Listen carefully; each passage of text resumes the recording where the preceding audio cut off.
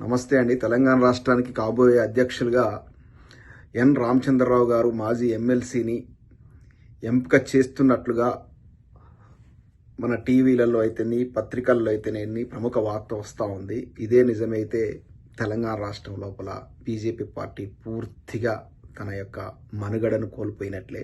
ఎందుకంటే రామచంద్రరావు గారు ఎన్నడూ కూడా ఎక్సెప్ట్ ఒక్కసారి బీజేపీ ఎమ్మెల్సీగా పట్టభద్ర స్థానం నుంచి ఇతర పార్టీల మద్దతు గెలిచారు. కానీ వారు ఇప్పుడు కూడా ప్రత్యక్షంగా అంటే పూర్తి స్థాయి ప్రజలతో ఎన్నిక కాబడేటువంటి ఈవెన్ కార్పొరేటర్ కూడా వారు ప్రత్యక్ష ఎన్నికలు ఎప్పుడు ఎన్నికవ్వలేదు.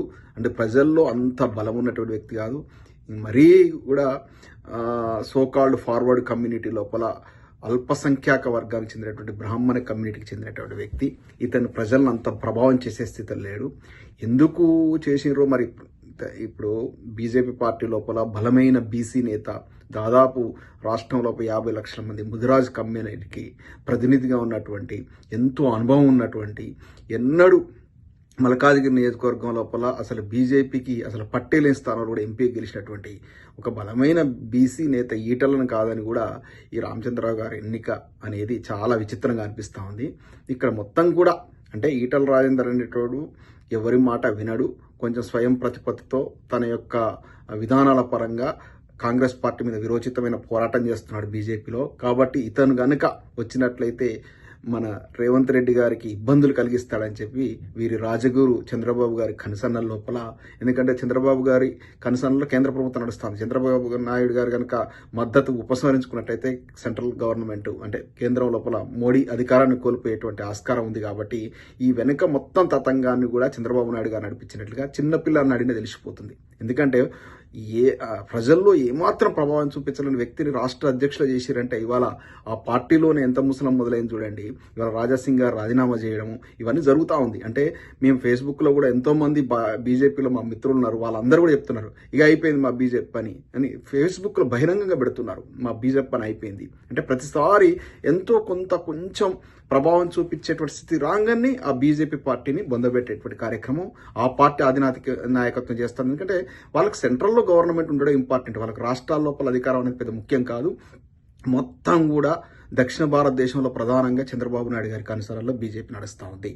ఆయన నియమించినటువంటి వ్యక్తి ఇవాళ మన ఈ రామచంద్రరావు గారు రాష్ట్ర అధ్యక్షులుగా. దీన్ని ఈ మతిలేని సన్నాసులు, కాంగ్రెస్ సన్నాసులు కొన్ని ఫ్లయర్స్ నేను ఇలా సోషల్ మీడియాలో చూశాను. కేసీఆర్ గారు బొమ్మేసి కేసీఆర్ గారు అంటే రామచంద్రరావు గారు నియమించిండని పెడుతున్నారు. అరే మీకు అర్థం అవుతుందో లేదరా కాంగ్రెస్ సన్నాసులు, కాంగ్రెస్ పార్టీని బొందబెట్టేదే గుంపు మేస్త్రి గారు రా. బడామియా కనుసన్న లోపల చోటామియా పనిచేస్తా ఉన్నాడు, వాళ్ళిద్దరు బాయి అని పనిచేస్తున్నారు. వెనక రాజగురు చంద్రబాబు నాయుడు గారు పనిచేస్తా ఉన్నారు. మీకు ఈ మాత్రం కూడా అర్థం లేకపోతే అందుకే కాంగ్రెస్ సన్నాసులకు మెదడు ఉన్నది అనేది. అందుకే మీ వెనుకనే మొత్తం కాంగ్రెస్ పార్టీ బొందబెట్టే కార్యక్రమం రేవంత్ రెడ్డి గారు చేస్తారు. సక్సెస్ అయ్యారు చాలా వరకు. ఇవాళ ఇంకో 20 ఏళ్ళ వరకు కాంగ్రెస్ పార్టీ గెలిచే పరిస్థితి లేదు. అసలు కాంగ్రెస్ పార్టీ అంటే తన్నే రోజులు వచ్చినాయి. ఆ పరిస్థితి కావాలని రేవంత్ రెడ్డి గారు తీసుకొచ్చారు. మీకు ఇంకా అర్థం కావట్లేదు. ఈ సన్నాసులకు బుర్ర లేదు, ఆ ముద్దబాపు రాహుల్ గాంధీకి అసలు బ్రెయిన్ లేదు.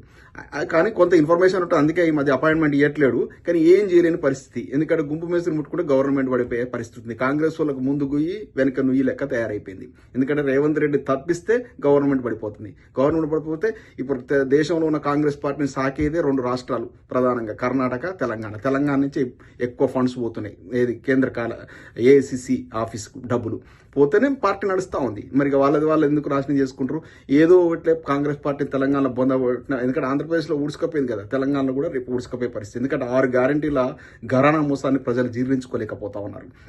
ఈ రకంగా జరుగుతూ ఉంటే నెపాన్ని కేసీఆర్ గారి మీదకి నెట్టడం. కేసీఆర్ గారు చెప్తానంట కేంద్ర నాయకత్వం అంటే రామచంద్రరావు గారిని పెట్టిందట. ఏమన్నా బుద్ధి సిగ్గున్నదిరా అసలు.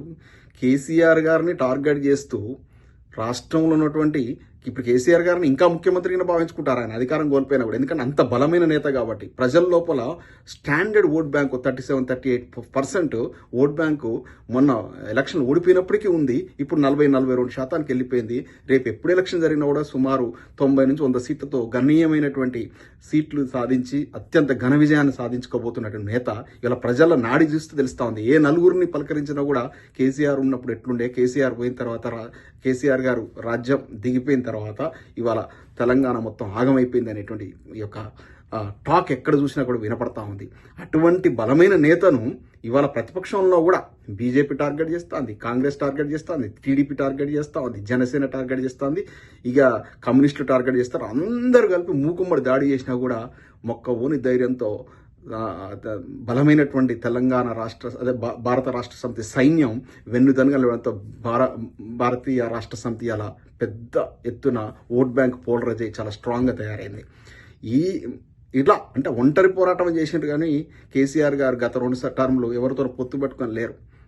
ఇప్పుడు పచ్చ మీడియాను ఎగదూసారు. గత 2 నెలల రోజుల నుంచి చూస్తున్నాం. మొత్తం కూడా పచ్చ మీడియా, ఏబిఎన్ అయితేనేవి, టీవీ5 అయితేనే, మహా న్యూస్ అయితేనే, CVR అయితేనే, ఇటువంటి న్యూస్ ఛానల్ అన్నింటిలో కూడా కేసీఆర్ గారి మీద, బీఆర్ఎస్ పార్టీ మీద విష ప్రచారం చేసినా కూడా ప్రజల లోపల ఒక రకమైనటువంటి సానుభూతి పెళ్లిబుకి నిన్న మహా న్యూస్ మీద దాడి నిదర్శనం. ఇవాళ మొత్తం సలబడ్డరు. ఎందుకంటే తన్నే రోజులు వచ్చాయి.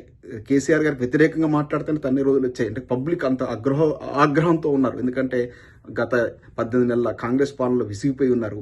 ఇవన్నీ కూడా పనికిమాలిన ప్రచారాలు అవి. అరే బీజేపీ అంతో ఇంత బలంగా ఉండాలని బీఆర్ఎస్ పార్టీ కోరుకుంటుంది రా. ఎందుకంటే మా స్టాండర్డ్ ఓట్ బ్యాంక్ మాకు ఉంది, 37 నుంచి 40% మా ఓట్ బ్యాంక్ ఉంది. మా అపోనెంట్ పార్టీలు 2 బలమైన ప్రత్యర్థి కూడా చీలిపోయి మాకు ఇంకెక్కువ సీట్లు వస్తాయని మాకు ఉంటుంది కదా. మాకెందుకు రా బాబు భాజపా బలహీనం కావాలని మేము ఎందుకు కోరుకుంటాం? ఎందుకంటే కాంగ్రెస్ పార్టీ మునిగిపోయే నావా, అంతో ఇంతో కొద్దిగా బీజేపీ లేస్తుంది. అది ఎంత గెలిచినా కూడా 10 సీట్లు దాటని పార్టీ అసెంబ్లీ ఎన్నికల లోపల. సో ఆ 2 వర్గాలు చీలిపోతే భారత పార్టీకి, భారతీయ రాష్ట్ర సమితికి చాలా పెద్ద ఎత్తున సీట్లు వస్తాయని మేము పోయి భారతీయ జనతా పార్టీకి బలహీనమైన అధ్యక్షులు ఉండాలని కోరుకుంటామా? కనీసం సన్నాసులకు, కాంగ్రెస్ సన్నాసులకు సోయి లేదు. ఇలా బీజేపీ వాళ్ళు ఎందుకు ఏడుస్తున్నారు? బీజేపీ మొత్తం క్యాడర్ అంతా ఏడుస్తూ ఉన్నారు. సోషల్ మీడియాలో ఎక్కడ చూసినా కూడా వాళ్ళు కక్కలేక మింగలేక వస్తున్నారు. ఏంది ఈ రామచంద్రరావుని తీసుకొచ్చి మా మీద పెట్టారు అధ్యక్షులుగా, ఎవరో మేము ఈటల రాజేందర్ లాంటి బలమైన వ్యక్తి వస్తాడనుకుంటే అని అంటున్నారు. ఇది సగటు ఎవరికైనా, మామూలు బ్రెయిన్ ఎవరికైనా అర్థమవుతుంది దీన్ని ఎన్నుకున్నటువంటిది ఎవరు నడిపిస్తున్నారు రాజకీయం అనేది. రాబోయే రోజు లోపల రేవంత్ రెడ్డి గారు కాంగ్రెస్ పార్టీని నిష్క్రమిస్తారు. బాబు గారు, మోడీ వీళ్ళందరూ కలిసి వస్తారు. అప్పుడు బారాస నెత్తి మీద పాలు పోసినట్టు. ఎందుకంటే చంద్రబాబు నాయుడు గారిని తెలంగాణ సమాజం యాక్సెప్ట్ చేయదు. బీజేపీ ఇంకా రేవంత్ రెడ్డి గారు అన్ని హామీలు ఇచ్చి అట్టర్ ఫ్లాప్ చేసినటువంటి ఫెయిల్యూర్ అయినటువంటి వ్యక్తి ఈయన. ఎవరికైనా బ్యాగేజ్ ఈయనను ఎవరు కూడా తీర్చుకోరు. ఒకవేళ ఇక ఏదో రకంగా పోటీ చేయాలి, బారాస మీద పోటీకి పోవాలంటే ఒక సమూహం కావాలంటే వీళ్ళు కూటమికి వస్తారు. ఆ కూటమి అట్టర్ ఫ్లాప్ అవుతుంది. సుమారు 90 నుంచి 100 సీట్లతో కేసీఆర్ గారు ఘన విజయం సాధించబోతున్నారు. ఇవాళ నేను అంటున్నా, రాసి పెట్టుకోండి. ఇది వెల్ డాక్యుమెంటెడ్ ఈ వీడియోనే చెప్తున్నా. సో తెలంగాణ లోపల ఇక కథ సమాప్తం. నేను ఈరోజు బీజేపీ అధ్యక్ష ఎన్నిక చూసిన తర్వాత ఇక ప్రతిపక్ష పార్టీలుగా కనీసం 2-3 సీట్లు కూడా కాంగ్రెస్ బీజేపీ సాధించే పరిస్థితి ఉండదు. బీఆర్ఎస్ ఘన విజయం సాధించబోతోంది. జై తెలంగాణ.